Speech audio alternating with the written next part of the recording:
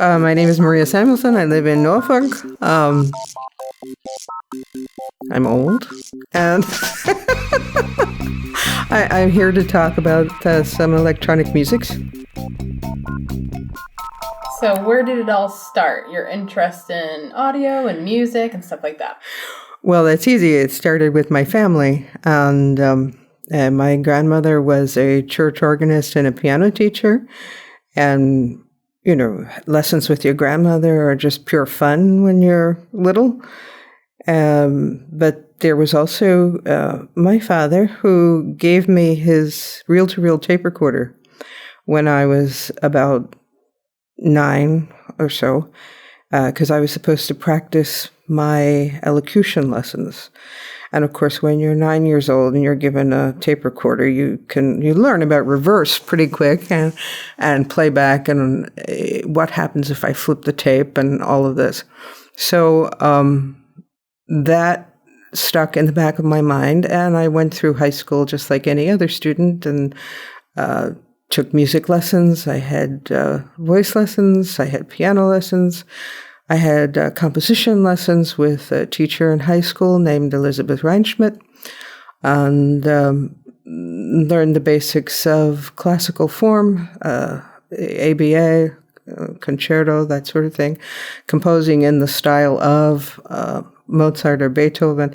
The best way to learn about composition is to sit down and copy out a score.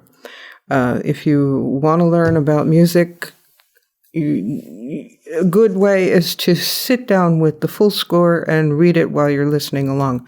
That's what students should do. And because after a while, you begin to see how the composer is speaking through that medium. So by the time I got to college, I decided that I wasn't going to go to conservatory. I had taken voice lessons with my voice teacher in high school, and my grandmother paid for those lessons. So the voice teacher took me to Juilliard, where she had gone to school, and we visited one of the competitions, admissions sessions. And I realized very quickly that all of these young women, I was a soprano, all of these young women, not only were they more capable than I in terms of voice, but they were also much more worldly than I. And for a professional musician, you have to deal with the fact that you're traveling 6 months out of the year. That's a given if you're going to be serious about it and have a serious career. And my grandmother and I both agreed that sort of aspect of a professional music career was not nice. She decided not to have that too, which is why she became a church organist. So on to college I went, and I was recommended by actually my doctor and the mother of a friend of mine who was my doctor's next door neighbor to go to Goucher College, and I was recommended there, and I applied, and I was accepted. Where is that? It's in Maryland. Okay. At that time, it was a women's college, and fairly well known, but I liked it because the faculty was very good. I wasn't interested in a name college as much as I was in getting good teachers, and they had an excellent faculty. So I spent 4 years there and graduated, and during the course of which I took as much music as I did history. I graduated with a BA in history, but I also had a lot of music, and I could have done a double major, except for the fact that at that time, when I graduated in 1980, double majors were new. And they were also more expensive, and my father wasn't interested in paying the extra $2,000 for a double major. That's fair. And so I said, all right, what can we do? So after that, I immediately went to NYU for a master's in history. I had an assistantship. Again, I was recommended by my department faculty member, and I spent 2 years and there finished my master's, and I also concentrated in historical editing. So from there, I did a number of editing jobs, and when I was in New York, of course, I would go to modern music concerts because I like them. And at one concert, I met up again with two of my professors from Goucher, Robert Holus and Phelan Silverman. And they asked me, what are you doing with your music? And I said, not much. So they said, well, you should go and see Vladimir Ussachevsky up at Columbia. And I said, okay. I happened to be working at the time at the Columbia University Press for John Moore, who was the editor there, senior editor. And the nice thing about that is that if you are an employee of Columbia, you get a tuition stipend. So I would go to my studio classes after work, and nobody noticed me because I wasn't a full-fledged, full-time enrolled student. And that was great because not having that attention, I could hang around until the wee hours of the morning in the studio and get twice as much studio time than I bargained for. And I got a lot of work done. And working with an analog system takes time, because by the time you go in there and set up and get what you want and then edit it down, the heads of the tape recorders begin to be overcharged, and you have to then demagnetize them and start all over again. So it's time consuming. But if you're there working alone, you're like, who cares? In the wintertime, it was the worst. You had to make certain that you didn't go into the studio wearing any wool, because it would cause a friction in the air. I'm not kidding. It would cause a friction in the air and build up the static electricity, and your heads would cloud up faster. So, when you say heads, could you describe what that physically looked like a little? Sure. A reel-to-reel tape recorder, the tape goes from one side to the other, and in the middle there is the electromagnetic head where the machine reads the tape. And that is a electronic process, and it's also a magnetic process because it's sampling things from the analog tape as it runs through. And of course, as it runs through, that causes friction, and friction causes static electricity, et cetera, et cetera. During one session, I was wearing a sweater, and I had to run down to Woolworth and get, this is dating myself, Woolworth, and buy a cheap cotton t-shirt to change into. So I leave my woolen clothes outside the door. But it's that's what it was like. And you were also dealing things like extraneous noise. Most of the studios didn't have windows, which is a good thing because it cut down on noise, like this studio does, all studios. But one studio did have a window, and you would hear the train clattering past on the L. So that sound could get into, if you were using an open mic, of course it would get into you, but it was a distraction, and it could cause some sort of effect in your recording, because it would change the envelope of the air in the studio, and that type of fluctuation when you're doing an analog recording has an effect on the magnetic heads. So you have to consider that. So there's a lot to consider as you're working with tape.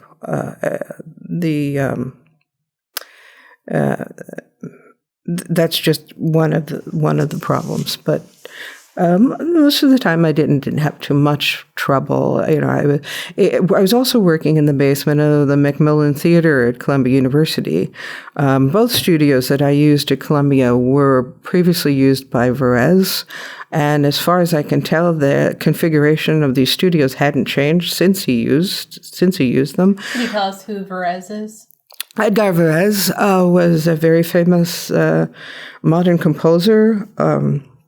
Who contributed a great deal to the electronic repertoire. He did Poème électronique, he did Des Arts, he did, he's one of the grandfathers of electronic music. And if you had to kind of like categorize electronic music or say how it's different from non-electronic music, how would you describe it? Well, electronic music has to do with synthesized sound, and that sound source can either come from an oscillator, and you could do it analog, or it can come from a computer. All computer sounds are synthesized. So everything you hear in the media today, everything you hear is synthesized sound. So your children grow up completely in synthesized sound. I don't know if parents realize that. But there's very little analog sound that they get unless you take them to a live concert or yes.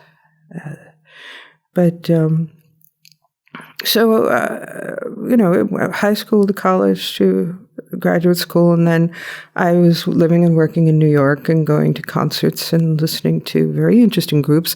I heard, I don't know if you know the Bang on the Can people. They're pretty famous. They were famous for picking up things that they found on the street and turning them into instruments. Yeah. And they did a very famous piece called Ellis Island. And I remember being really struck by that. They managed to create a lot of very interesting sounds from, PVC tubes and,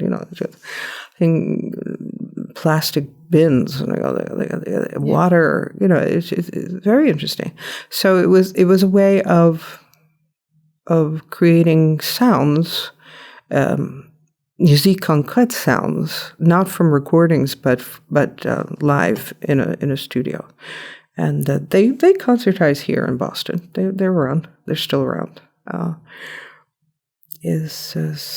Ask me a question. Sure. So at that point, were you composing your own music when you were in the studio? What were you kind of creating there? After I left the electronic music studio at Columbia, I basically stored my stuff in a box, and it stayed there for a long, long time until my son was about 10, and he was playing in a student orchestra at RIPIO, Rhode Island Youth Philharmonic. And the little boy in the classroom stood up one day and held his tiny viola up in the air. And then he said, "My father said I would do better in life if I trade this in for a baseball bat." And, that was a real challenge. And so I said to the conductor for the class, I have some material at home. It might be nice to work it into a piece. And I'd like to give him a solo. I'd like to have him do a solo so he can, see what having an active part in a modern piece feels like. Because he was right. Most of the arrangements that they had for children's orchestras are a little bit like pablum. They're good in terms of they teach them the fundamentals, but they're not altogether exciting. And so I did, and the kids loved it. They were all excited about having a premiere piece, and I was totally in turmoil because I had no idea how this thing was going to turn out. And suddenly, for the first time, really, I had to understand what it's like for a composer to work with live musicians. Because I had done pieces before and they had played on the air, and that's great because it's electronic and it's on radio, and you don't really have a contact with an audience or the musicians or anything like that. But when you're working with these young musicians, you don't want to let them down. They're so adorable. One of them met me with her mother, and she bowed slightly, and she said, "Mother, this is our composer." And and I was like, "Oh boy, I never had anybody bow to me before. I'm like, what am I going to do with this?" So we presented, and it was the concert was in Rhode Island, in Providence, at the Veterans Hall. And lo and behold, I walk into this hall. You always walk a hall before you do a concert because you want to see what you're getting yourself into acoustically. And they had these huge Army surplus speakers, the same Army surplus speakers they had at Commedia that Varese used. And I'm thinking to myself, this must be karma or something, because I'm glad to see this. The sound system is in place because I'll get a true readout from this. So I brought my little recording, and the kids practiced it, and I was dying 1,000 deaths behind the stage because when they first plugged in my recording, my CD, it didn't work for some reason in their PA system. But the engineer there was really nice, and he got everything to work, and it played. The kids loved it. The parents, not so much. I don't think they believed that they were getting their money's worth. But I really do think that they did, in the sense that the children had an experience of working with new material, presenting a premiere piece, and the excitement of knowing that no one else in the world has ever heard this piece before, so we can really let loose and enjoy this. They won't know if we make mistakes. So, and they didn't. They didn't make any mistakes at all. They were true to the score. They did a wonderful job, and it was a very fine experience. And Aaron, the conductor, was pleased. So I think it was good all the way around. That was in 1995, and I was out in the audience, dying 1,000 deaths. My son was in the green room. He never even heard it. My daughter was not born yet. And my husband and my aunt were very polite. They... But, and then everything went back in the storage box again until my daughter started studying music. And so now I'm working on a piece for her, and they have a modern music seminar every spring at Rivers, and I'm going to submit a piece. Her teacher is wonderful, John Emery. He's agreed to review my piece and see if it can be submitted. So we'll take it from there. But it'll be a little bit different from the piece I did for my son's group at Ripio, because it's not going to be for children. It's not going to be like a tutorial for children in modern music. It's going to be more challenging because my daughter is more advanced as a player, and it's going to be more challenging for me too, to rework some of this material into something that will work with her. So that's where I am now. What is she playing? Violin.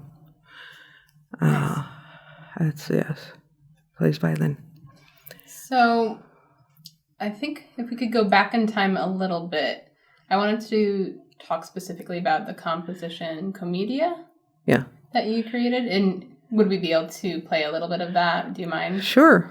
Okay. It's you might have to play the whole thing because it's not, it's not broken down into segments. And that has to be the longest thing. It was also the first electronic piece that I made. And, when you're a college student and you're working in the basement of the library, you're not as cognizant of keeping it short and containing it. But I think it held together. I think I was reading Dante in my English class, and I was looking for a theme And I said, okay, I'll go with this.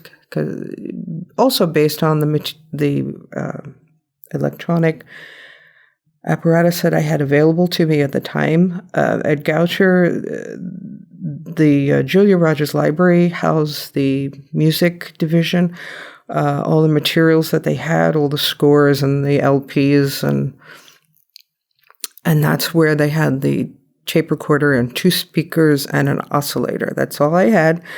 I didn't have a filter. So there wasn't any opportunity to make this thing refined, or it was really basic. I said, okay, fine. I'm going to go with the rough image of the sound and do an interpretation of Dante's Commedia, Travels Through Hell.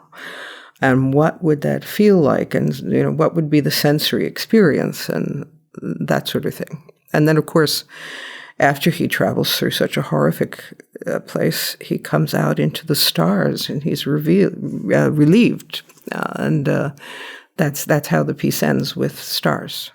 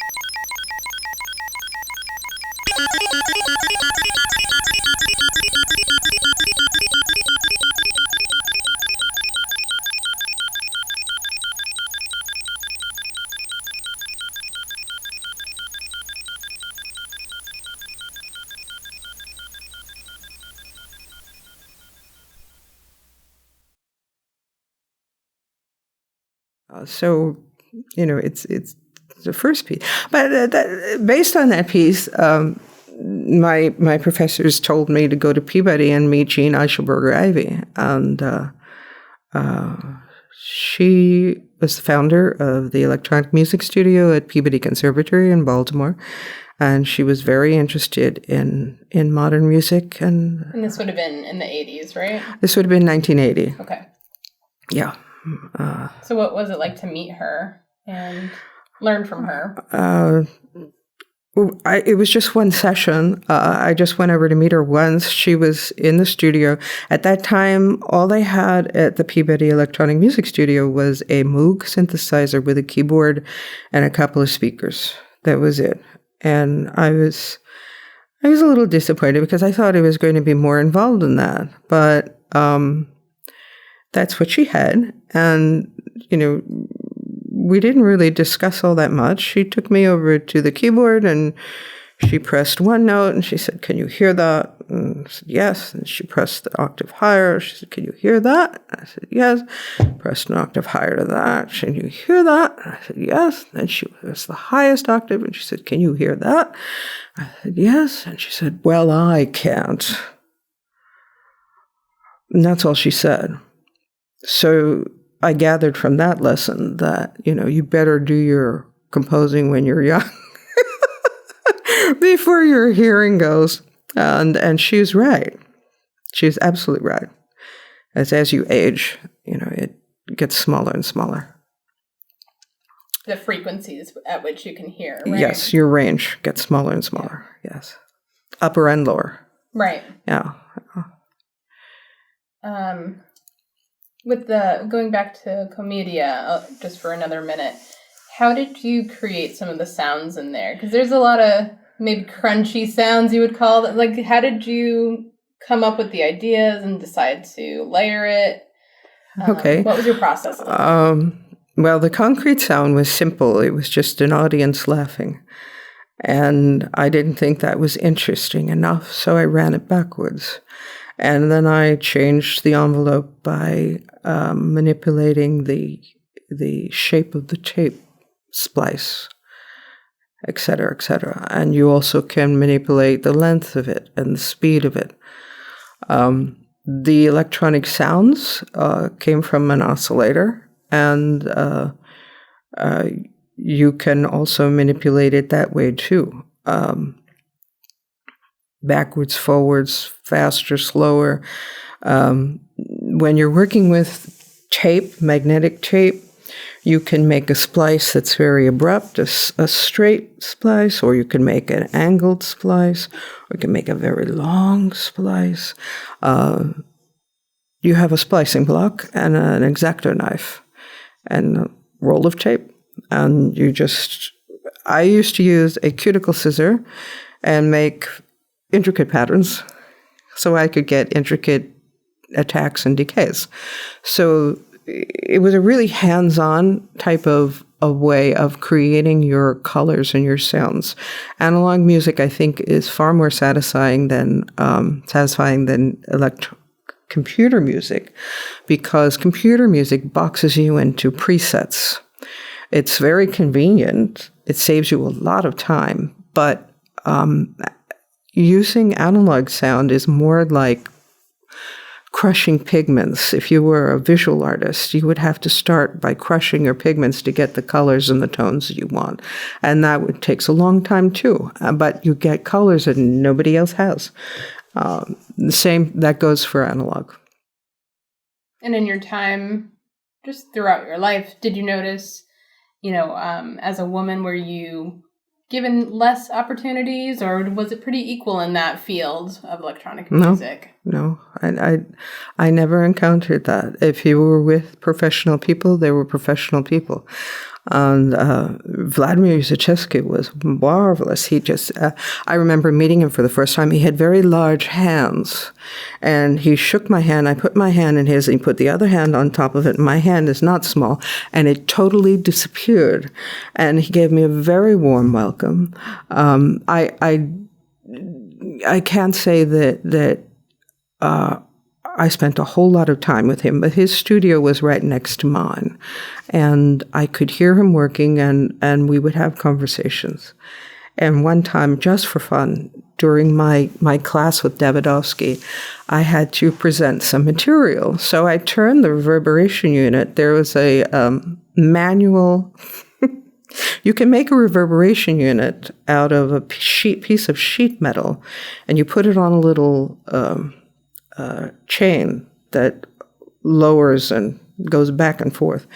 And then you bounce sounds off it, and that's how you get your reverb.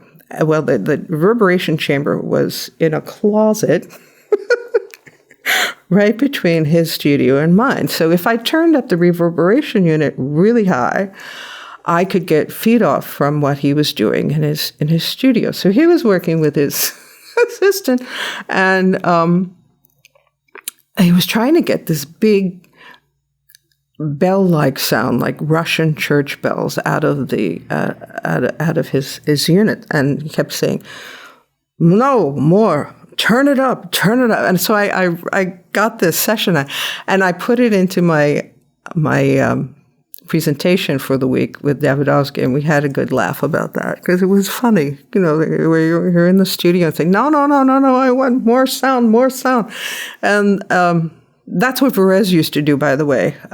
He never touched a dial. He would come into the studio periodically and say to his two assistants, he had two assistants, Boulan Terrell and Ed Schneider. I became acquainted with Ed Schneider years later after I left the studio because he's a friend of my husband's from Beltel. And Varese would come into the studio and say to his assistants, I want this type of sound. Give it to me. I want that type of sound. Make that, And he really wouldn't, And then when they would do the mixing, he would tell them exactly what type of a mix he would want, a decay, what type of displacement of sound. And he was working with a large number of speakers for the 1958 exposition in Brussels. They did a poem electronique, I believe it was, and they had like 20 or 30 speakers positioned all around the hall, and based on where you wanted to have your sound displaced and projected out, that's a whole other aspect of electronic music, sound displacement. And when you're making a recording, you can manipulate that. So, but I'm digressing. So where do you want to go now? So the only thing I think we didn't touch on your list here is the visit to Japan. Oh, yes. One of my good friends from Columbia, June Phillips, I met her. We were both taking the same course at the Columbia Electronic Music Studio. We were both doing electronic music. And her mother was from Japan and her father was Welsh. And she had grown up in Hawaii. Her parents met at the end of World War II. He was assigned to Tokyo, the occupation of Tokyo. He was a mechanic. So because he, the story goes, never carried a gun, his wife's family allowed her to marry him. So they got married and they moved out to the United States. And that's how June came into the picture. And she came to New York just to study, and then that's how I met her in class. She did the voiceovers for one of my pieces. There was a discussion at the time at the studio about using text in composition. There was a big argument. Now, some people said you shouldn't use text in modern composition because it didn't work well, i.e. write art songs, that type of thing. And I could agree with that, say up to about 90%, because most poetic texts that people were using came from the 19th century, like Christina Rossetti or that sort of thing. And 19th century poetry is fine if you want to use it, but I find it difficult if you want to apply it to modern music, electronic music specifically. So because I was working at the Columbia University Press, John Moore had a lot of poetry journals sitting around, and I happened to pick up the Scandinavian Review. This was long before I met my husband. And I was reading it, and there was a poem in there by a Swede named Bent Emil Johnson. And he was a radio producer and a composer and a poet. He did a little bit of everything. So I wrote to him and I asked for permission to use his poem, and he said, sure, fine, go ahead. And I had June and Jim from the office, he was the receptionist, do the voiceovers for this poem. And it's in my box, it's in my storage box. So while I was working and I was still able to work at the studio and make some things. But unless you have access to a studio, you are restricted to using the material that you've already made. And so when I met June at Columbia, here I'm digressing again, when I met June at Columbia, we decided a few years after that that I would go and visit her in Tokyo. She was at that time studying bugaku and gagaku music with Mr. Ono, who was the court musician to the Emperor of Japan. And I said, well, June, if I come, what am I going to do? And she said, well, you can sit in, So her mother got me a letter of introduction from her Buddhist priest. You don't do anything in Japan without having a letter of introduction. They're very, everything has to be properly done. You have to be introduced, you have to be verified. This was in 1987 or so. And I remember getting to the airport and they said to me, visa? I said, no, American Express. They said, no, you have to have a visa to get to Japan. So I had to go running back to New York to get my visa. And running back, it delayed my trip for one day, but that didn't matter. And then when I got to Japan, June was living in Shinjuku, and she very kindly let me have one of her rooms, tatami mat room, and I slept on the floor, and et cetera, et cetera. And of course, I paid my share of the rent, and I stayed there for about 3 months. And we would go to the rehearsals for the bugaku and gagaku. They have a national theater in Japan, which is a school for their Japanese art and all sorts of different functions. It's their cultural association. And that's where they would rehearse, at the National Theater, huge building. And gugaku and gagaku are both art forms that are learned by rote. They don't have a notation system for classical Japanese music. So when I was there, Mr. Ono didn't have a son. So he had to recruit one of his nephews to train so he could teach him by rote the entire repertoire of classical Japanese music. And it was quite an issue, because if he didn't do that, there would be a calamity. There would be horrible, because he was the 13th generation of his family to occupy that position as court musician to the emperor. And I was very privileged. I got into the Imperial Palace compound to see what the music building looked like. I took my photograph. I didn't realize at the time how exclusive that was, but not everybody is allowed in. And all I can say is that June's mother must have known a very influential Buddhist priest. Then we traveled south on the bullet train to visit a couple of bed and breakfast temples. We stayed in one temple that was very large and very modern. It was run by Buddhist monks, and they were not happy to see us at all. Even with our letter of introduction. And we made our quick exit out of there. And then we stayed at a bed and breakfast temple run by some Buddhist nuns. And they were fallen on hard times, and they were selling off some of their statuary. But it was a beautiful little temple, and they had this gorgeous garden and wonderful food. They had a wonderful cook. So we stayed there a few nights and enjoyed that.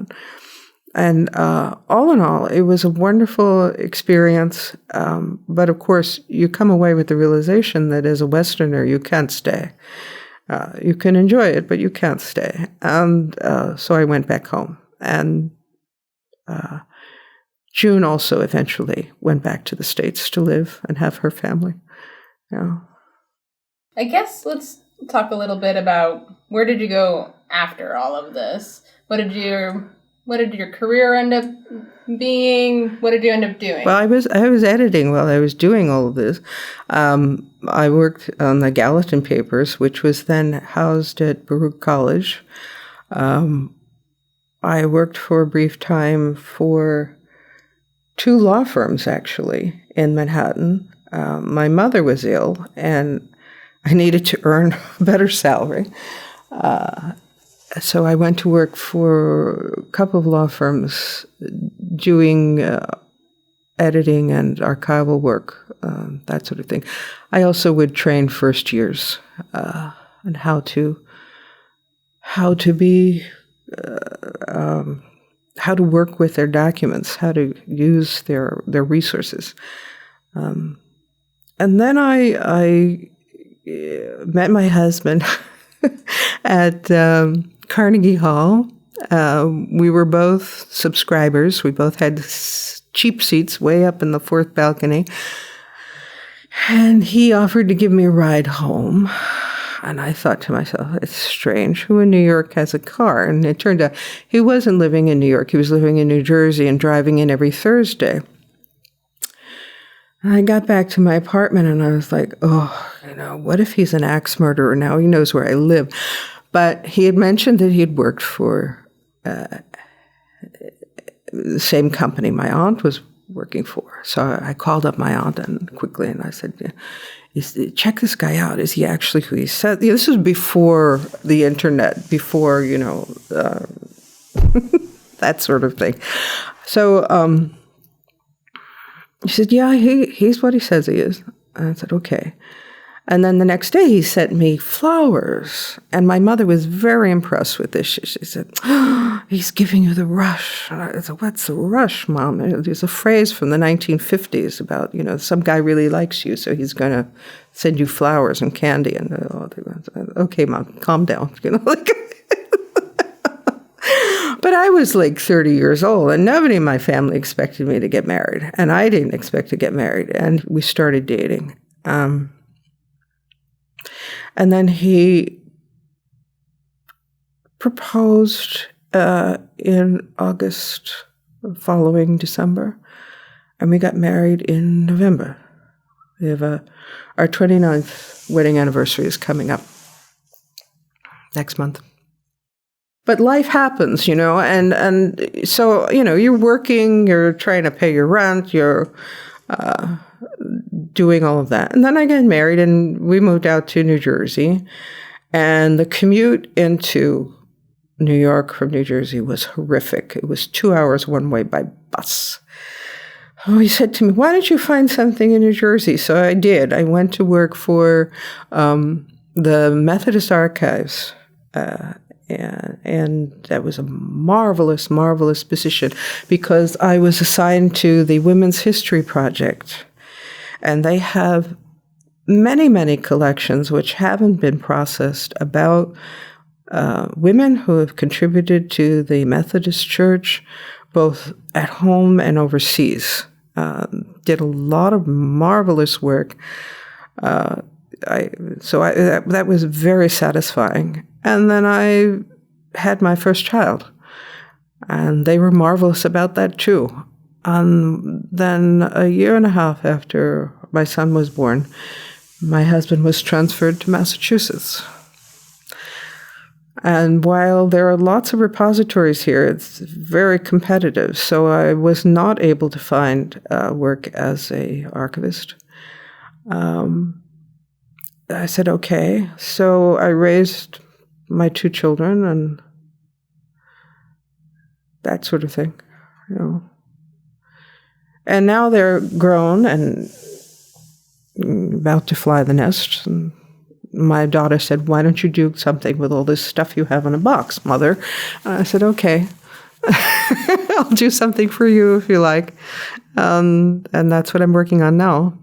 So I think we've covered a lot here, but I'm interested from your perspective as someone who kind of blended technology with music and did a little bit of everything. What would be your advice to someone who's interested in artistic endeavors? How did you end up finding your own voice, and what would be your advice to someone?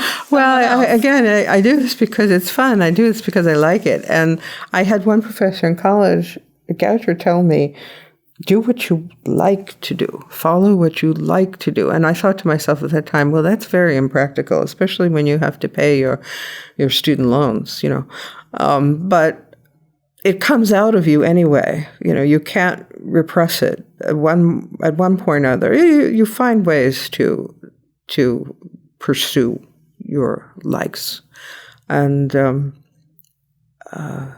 that doesn't mean to say that you give up your day job. But it's if you can find a way to combine the two, that's even better. So. I don't do this for money. I don't do this for remuneration, as they say. A lot of people do, and that's fine also. But in my situation, you asked about women, the role of women in music. Yes, there was a time when it was exceedingly rare to find female composers. Not that they weren't there, but they sort of look at you like you're a talking dog.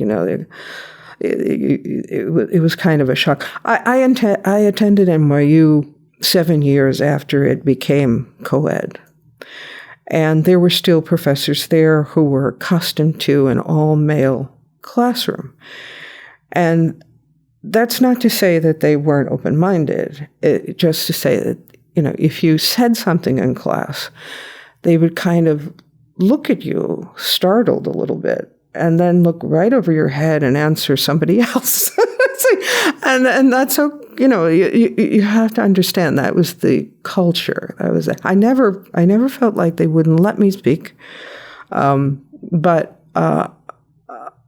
the other thing, too, is I went into graduate school thinking, oh, my goodness, am I prepared? And I found out I was more than prepared. Goucher had prepared me exceedingly well for graduate school, so I didn't have anything to worry on that score. What was tricky was finding a way to make the whole thing work. And okay, what about career paths? What about all of that? And you find your way slowly and carefully, especially with the people you meet. A lot of avenues were open to me because I met good people at good times. And that goes to say for everyone in their career path. You just have to go out there and keep working. So at this point, any final thoughts or anything else you'd like to say? Not really. I mean, if people are interested in electronic music, it's available now more than ever before. I mean, it's very easy. You have the internet. You have concerts all over the place. You can download stuff from everywhere internationally. You don't even have to go to another country to hear some of these concerts. When I started, when I was a student in high school, I first heard modern music because I had a radio in my bedroom. And my bedroom looked out over the wetlands of Newark. I lived in Jersey City, so when you looked out over the wetlands, you saw Newark Airport and the planes flying back and forth. But they also had a radio station, WFMU, and they also had the Rutgers University student-run radio station that produced modern music. So if you played with the dial, you could pick these up and listen to some bizarre stuff. And at the time, it didn't register to me that, this was something that was going to be a part of my life later on, because I was busy listening to the Beatles. That was big. But it made an impression. And then, of course, you come to the realization that synthesized music is the future in music. I have no doubt about that. Not that classical music and the classical form is going to disappear, but synthesized sound pervades our life. It's everywhere. And so we are predisposed to it, and we think of it as natural now. It wasn't that way before. When composers were writing for the modern media in like the 1960s, they really had to ask themselves, number one, can I find musicians who can play it, who can wrap their minds around this and actually play this? And then, can I find an audience that will receive it? It was an issue. But now, I don't think it's any problem whatsoever. There's a niche for everything nowadays, right? Yeah. Well, when Perez presented some of his pieces for the first time, there were riots in the audience because people thought it was some sort of joke or an attack or something. But now people are amenable to that sound. They've lived through all of the science fiction movies. They a theremin. I know that sound. They get excited about it. Anyway. Well, thank you so much for sharing all of this. Well, thank you.